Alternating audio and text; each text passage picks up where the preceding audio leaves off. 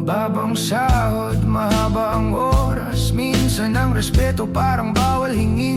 May mga salitang masakit sa tenga, pero nilulunog dahil trabaho pa rin. Sabi nila tamad kasi nakatayo lang. Di nila alam ang bigat ng magbantay. Isang saglit na pagkukulang, isang maling galaw, pwedeng lahat mawala sa isang iglap. Hindi lahat ng laban may kamao o sigaw. Minsan ang tapang nasa pagtitimpi lang. Hindi lahat ng bayani may palakpak sa dulo. Yung iba tahimik na umuwi.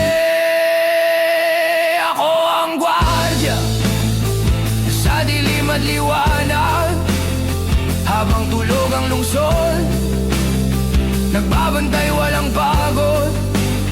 Hindi man palakpakan ang kapalit ng hirap, dangalang sandata tungkulin ang dahilan.